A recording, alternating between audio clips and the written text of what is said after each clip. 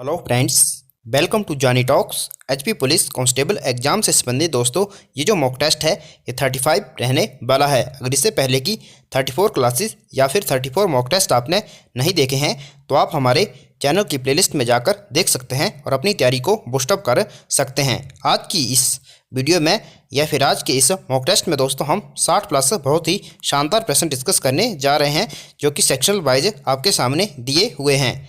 अगर दोस्तों इसमें आप 48 प्लस स्कोर करते हैं तो दोस्तों आपकी जो तैयारी है वो काफ़ी अच्छी मानी जाएगी। और दोस्तों मैंने बता दिया आपको, अगर आपने इससे पहले की क्लासेस नहीं देखी हैं तो आप हमारे चैनल की प्लेलिस्ट में जाकर देख सकते हैं। और बात करें दोस्तों, अगर आप इसकी पीडीएफ चाहते हैं तो आप हमारे टेलीग्राम चैनल को ज्वाइन कर लेना, वहां पर आपको इसकी पीडीएफ मिल जाएगी। चलिए शुरू करते हैं पहले प्रश्न से, इंग्लिश सेक्शन से। पहला प्रश्न है, आपको इस इडियम का मीनिंग बताना है। पोल्ट फ्रॉम द ब्लू, इसका आपको सही आंसर बताना है। दोस्तों पोल्ट फ्रॉम द ब्लू का अर्थ होता है एक कंप्लीट सरप्राइज। तो इसका ऑप्शन जो सी है वो सही ऑप्शन जो बी है वो सही हो जाएगा। एक कंप्लीट सरप्राइज जो है इसका सही उत्तर हो जाएगा, ऑप्शन बी करेक्ट हो जाएगा। अगला प्रश्न है दोस्तों, ब्लू ब्लड, आपको इसका सही मीनिंग बताना है। ब्लू ब्लड जो इडियम है इसका आपको सही मीनिंग बताना है। तो दोस्तों ब्लू ब्लड जो इडियम दी हुई है इसका जो सही मीनिंग है दोस्तों वो है belonging to high social class, यानी कि ऑप्शन सी सही हो जाएगा। Member of high class society इसका सही ऑप्शन हो जाएगा। Member of high class society, option C correct हो जाएगा। अगला प्रश्न है दोस्तों, when the principal entered the class a student dash dash on the blackboard. Option है आपके wrote, was writing, writes, is writing. तो दोस्तों when the principal entered the class a student was writing, तो option B correct हो जाएगा। Was writing का प्रयोग किया जाएगा। अगला प्रश्न है, C dash dash TV when her husband came. Option है watch, was watching, is watching या फिर वॉज। आपको बताना है दोस्तों इसमें किसका प्रयोग किया जाएगा। तो दोस्तों सी वॉच, सी यहाँ पर watch watching TV when her husband came, तो इसका ऑप्शन जो बी है वो सही हो जाएगा। C was watching TV when her husband came, तो ऑप्शन बी करेक्ट हो जाएगा। अगला प्रश्न है, आपको दोस्तों इस प्रश्न में रिनेसेंस की सही स्पेलिंग बतानी है। इसकी सही स्पेलिंग क्या होगी? पहले तो दोस्तों आपको इसका मीनिंग पता होना चाहिए। तो दोस्तों रिनेसेंस का जो सही मीनिंग होता है वो होता है दोस्तों पुनर्जागरण। तो इसका ऑप्शन बी जो है वो सही हो जाएगा, RENAISSANCE। तो इसका ऑप्शन बी सही हो जाएगा। रिनेसेंस की सही स्पेलिंग ऑप्शन बी करेक्ट हो जाएगा। अगला प्रश्न है, आपको करेक्ट स्पेलिंग बतानी है, रिकमेंडेशन की करेक्ट स्पेलिंग बतानी है। तो दोस्तों रिकमेंडेशन की जो करेक्ट स्पेलिंग होगी इसका जो ऑप्शन बी है वो सही हो जाएगा। दोस्तों वैसे रिकमेंडेशन ऑप्शन ए जो है इसमें भी लिखा जाता है, लेकिन ज़्यादातर रिकमेंडेशन ऑप्शन बी जो है इसका सही हो जाएगा। अगला प्रश्न है, आपको एक्सेलरेशन की करेक्ट स्पेलिंग बतानी है। इनमें एक्सेलरेशन की करेक्ट स्पेलिंग कौन सी है? तो एक्सेलरेशन जो है दोस्तों ऑप्शन डी सही हो जाएगा, ACCELERATION। तो दोस्तों अगर आपको वीडियो फास्ट लग रही है तो आप वीडियो को रोककर प्रश्न को हल कर सकते हैं। अगला प्रश्न है, सिलेक्ट करेक्ट वर्ड। तो आपको दोस्तों एग्रेसिव की सही स्पेलिंग बतानी है। एग्रेसिव जो है वो किस तरह लिखा जाता है, तो आपने एग्रेसिव की करेक्ट स्पेलिंग बतानी है। दोस्तों एग्रेसिव जो है वो किस तरह लिखा जाता है आपने बताना है। तो दोस्तों एग्रेसिव लिखा जाता है AGGRESSIVE, यानी कि ऑप्शन सी जो है वो सही हो जाएगा। एग्रेसिव जो है वो इस तरह लिखा जाता है।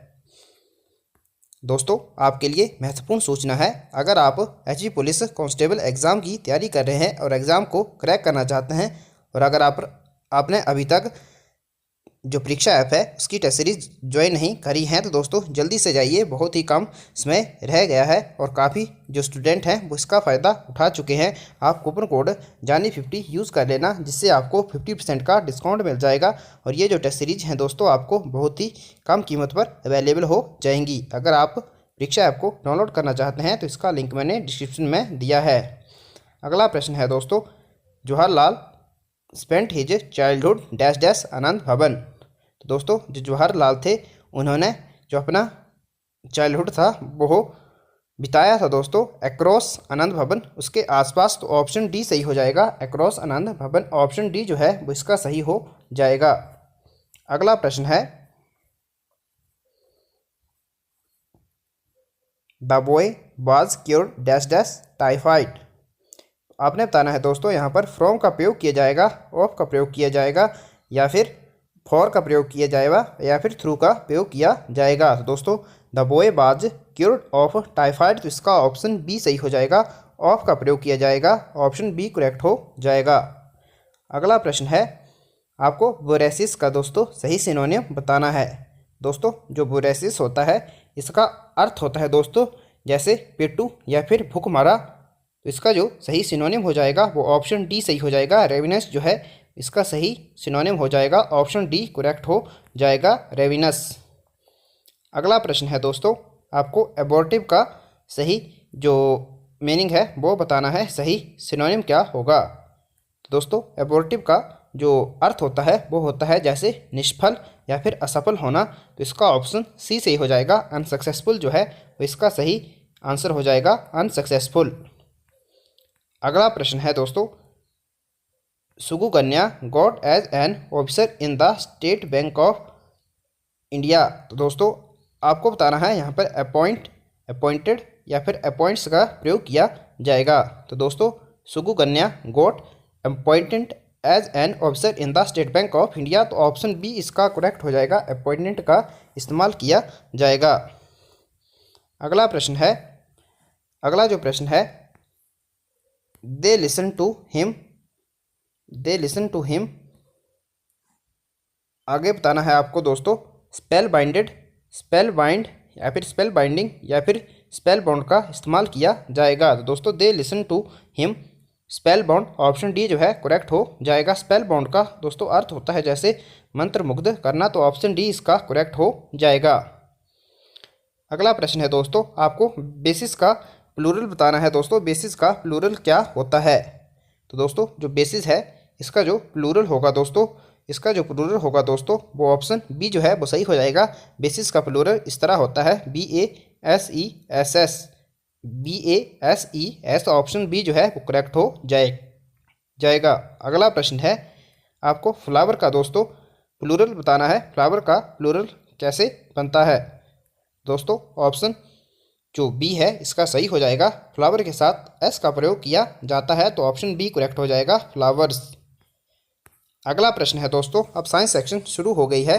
प्रश्न है, चुंबक बनाने के लिए निम्नलिखित में से कौन से मिश्र धातु का प्रयोग किया जाता है। दोस्तों चुंबक बनाने के लिए आपको बताना है कौन से मिश्र धातु का प्रयोग किया जाता है। दोस्तों जो चुंबक है उसको बनाने के लिए एल्निको का इस्तेमाल किया जाता है। ऑप्शन सी करेक्ट हो जाएगा, एल्निको मिश्र धातु का प्रयोग किया जाता है। ऑप्शन सी करेक्ट हो जाएगा।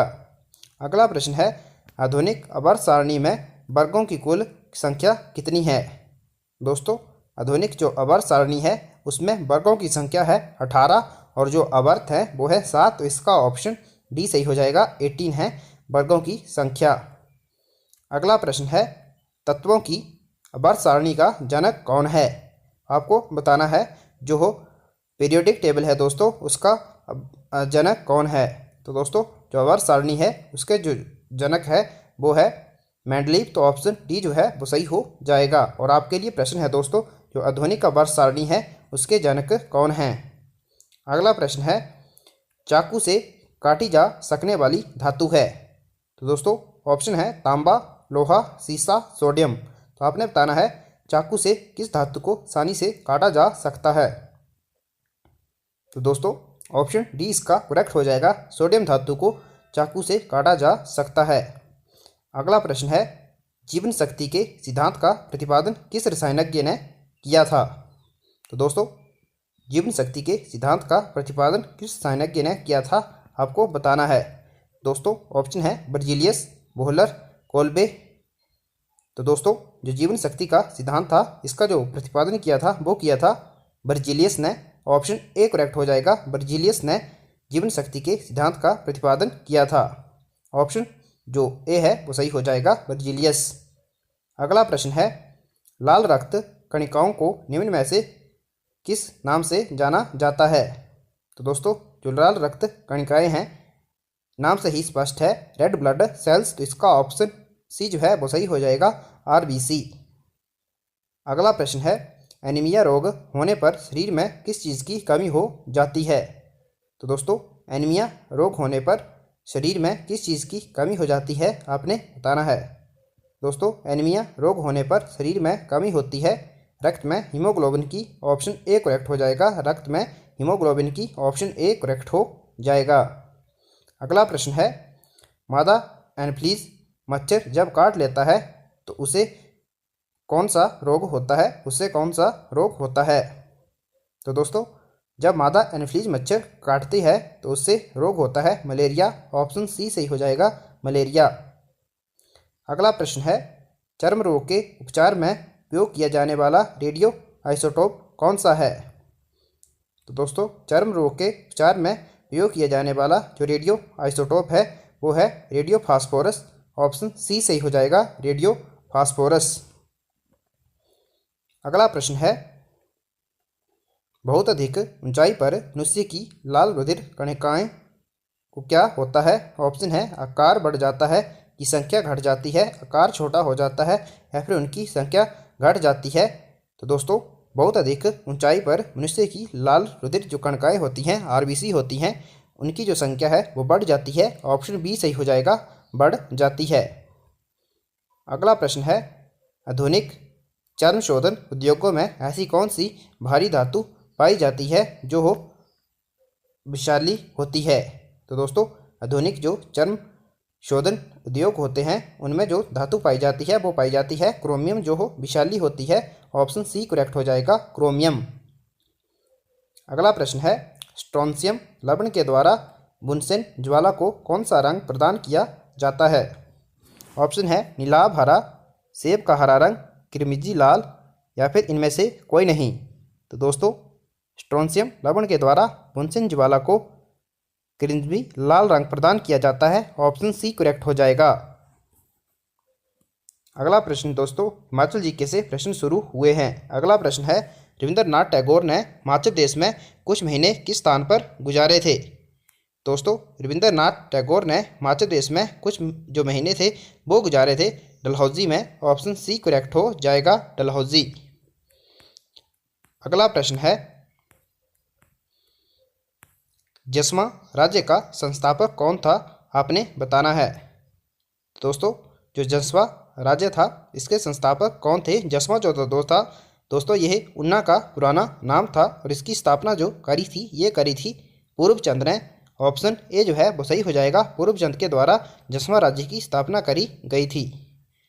अगला प्रश्न है, और दोस्तों जसवा राज्य जो थी ये कांगड़ा से निकलने वाली पहली रियासत थी।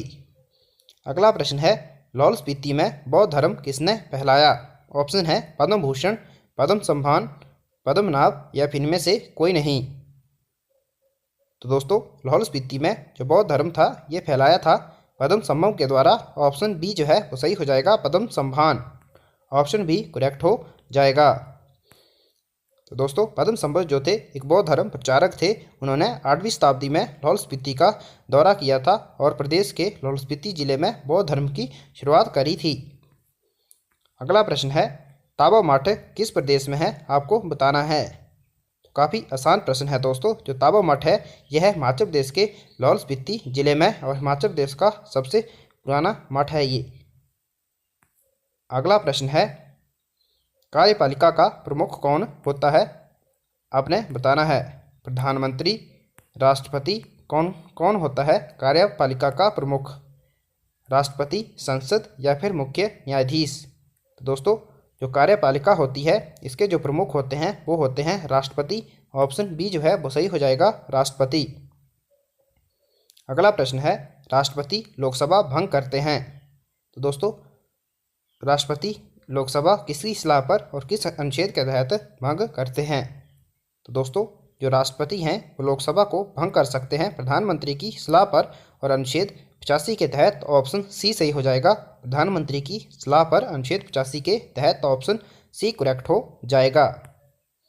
अगला प्रश्न है, कंटास किस देश के विदेशी हवाई सेवा का नाम है?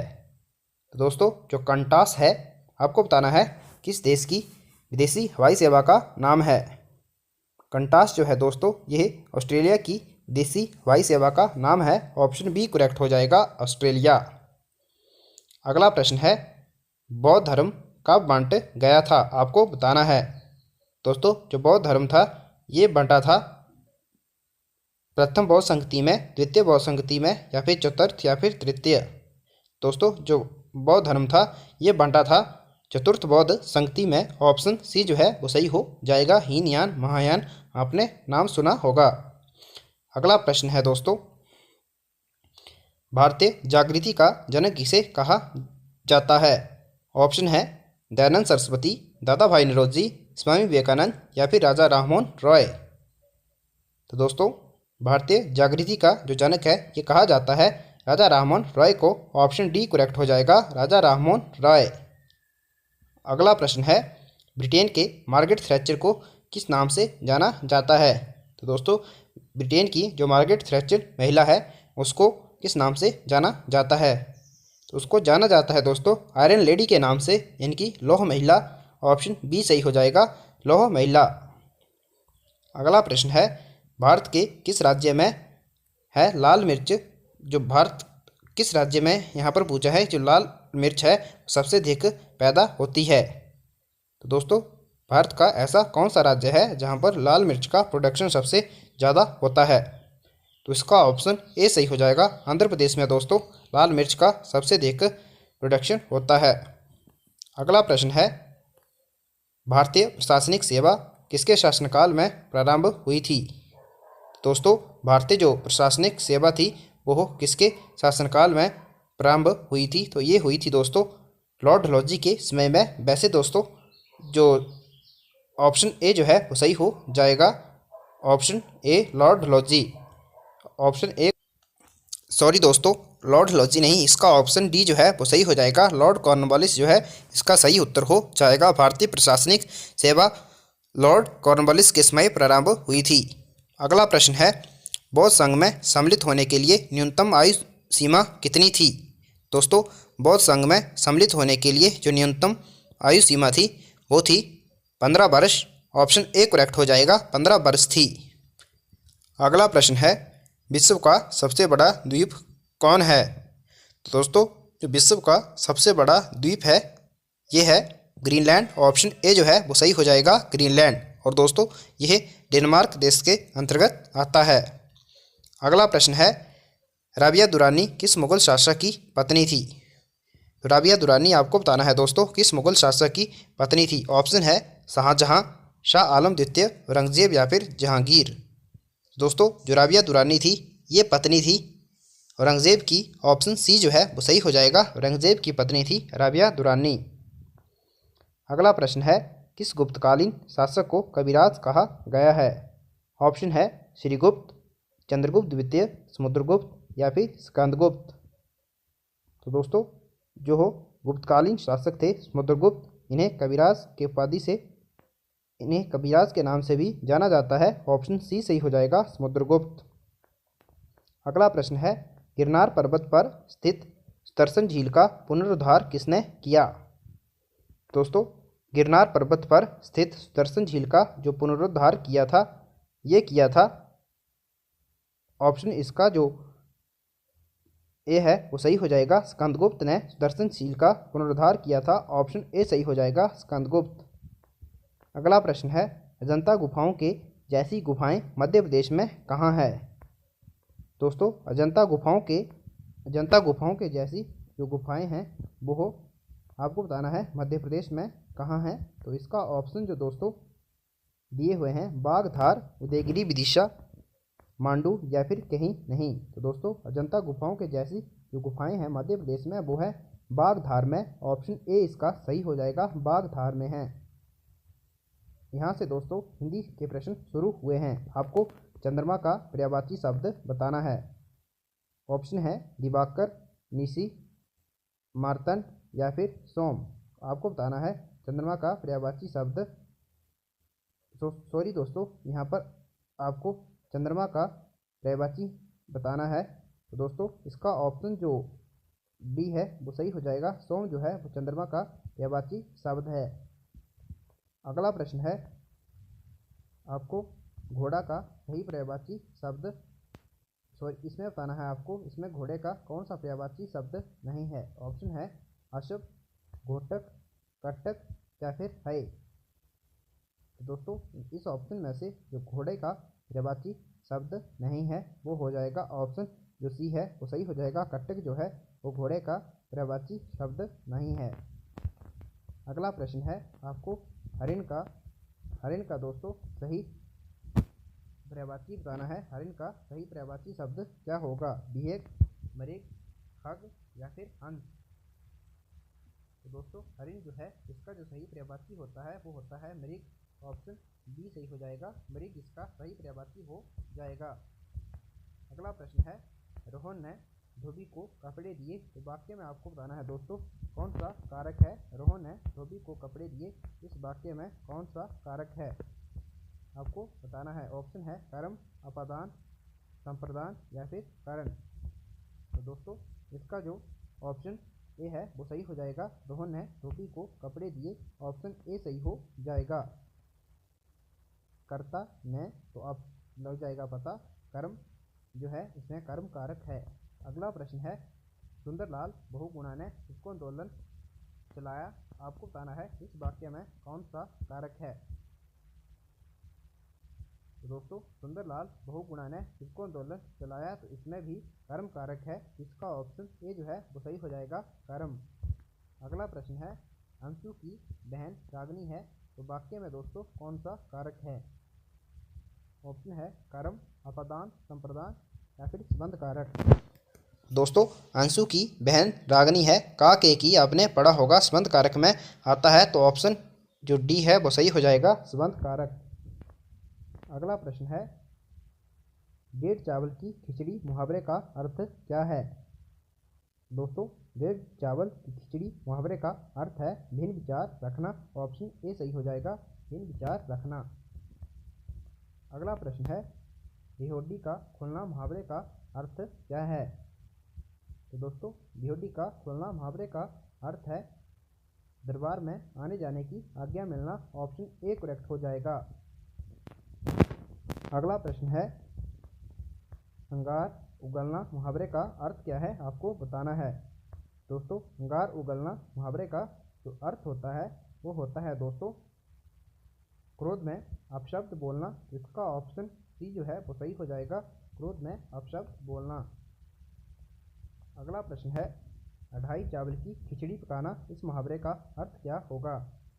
ऑप्शन है सबके साथ रहना, रोज खिचड़ी खाना, लग रहना, अपना कार्य स्वयं करना।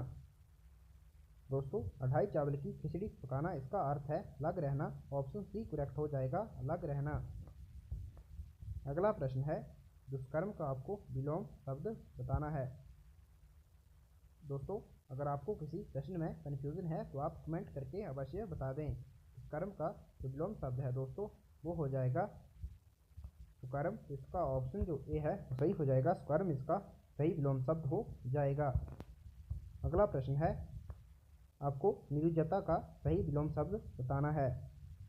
निर्जता का सही विलोम शब्द क्या होगा।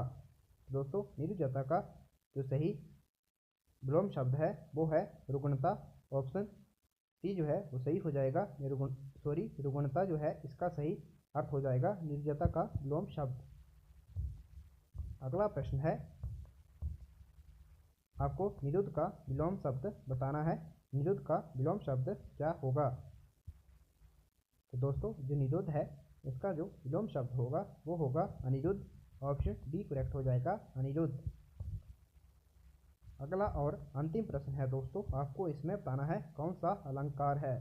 सूर सूर तुलसी शशि, आपको बताना है इसमें कौन सा अलंकार है।